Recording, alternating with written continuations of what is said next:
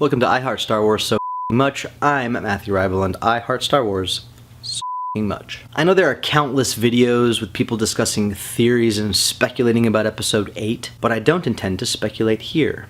Because speculation, whilst fun, is really just a nerdy circle jerk, and I've got better things to do with our time here on I Heart Star Wars so much. I genuinely believe, right now, today, literal months from the release of Episode 8, that this film, Star Wars, Episode 8, The Last Jedi, is going to be the best movie of the entire saga.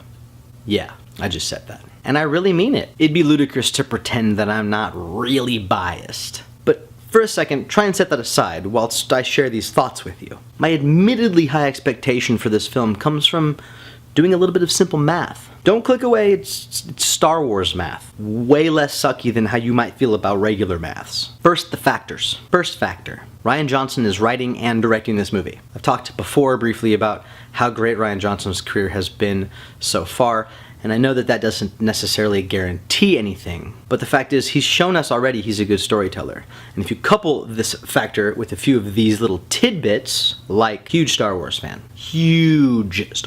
his dedication to making this film great led to him taking an office at Lucasfilm right down the hall from Kiri Hart, who runs the story group, with whom he shared every single draft of the script. Not to mention the time he spent with Carrie Fisher at her home, talking about, amongst other things, Episode 8. The fact that everyone at Lucasfilm, including Mark Hamill, who was originally against the direction of the film, who's now come around, everyone has said it's great. Next factor. I talked in a previous vlog about the costuming for Episode 8 and how much I'm in love with it. Star Wars is fantasy. In space, but fantasy, not sci-fi. The costumes for Episode 8 look fantasy. Both Kylo Ren and Luke looked like they'd be right at home on the wall with the Night's Watch, or, you know, walking the plains of Rohan with Gimli, Legolas, and Aragorn. I don't know exactly how to explain why this means so much to me, but it resonates deeply, and it's a big part of my expectations. Next factor. The ships that we've seen so far. Kylo Ren's TIE Fighter is badass. I love the new Resistance bomber.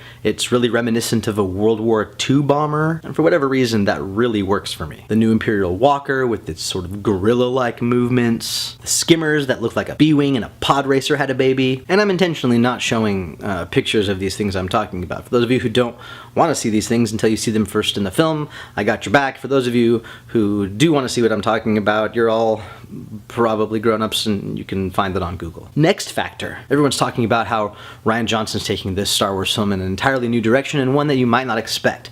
This is great news for those people who said that The Force Awakens was just a rehash of A New Hope. They can't say that this time. We're going in a whole new direction. That speaks to Lucasfilm's willingness to take risks with Star Wars. They showed some of that moxie last year when they released the first ever Star Wars anthology film, Rogue One, which was a risky choice on their part, and it paid off in spades. Succeed or fail, I love the risk-taking mentality by Lucasfilm. One of the things that made George Lucas so successful early on was his willingness to allow other creators to share their ideas and couple them up with his vision. He wasn't one of those creators that prevented people's ideas from becoming part of the overall picture. He welcomed it, mostly, except for prequels when he was sort of... we all see how that turned out. So to see that his penchant for fostering other people's creativity within his world, seeing that that's alive at Lucasfilm through Kathleen Kennedy and the story group and everybody else, is, I think, a unique element within Lucasfilm that you don't see in a lot of other studios. I think it's a great sign for Star Wars in general, and specifically for Episode 8. So through some simple addition, adding all those factors together, the result is... hang on, let me add the Gorilla Walker. Yeah, awesome. Yep, it equals awesomeness. Unabashed, unrelenting awesomeness. What do you think? Am I being overly optimistic? Am I just being a fanboy? Or are you as excited and optimistic about Episode 8 as I am? Hit me back in the comments and let me know what you think. I'm Matthew Ribel. I heart Star Wars so much, and until next time, may the Force be with you.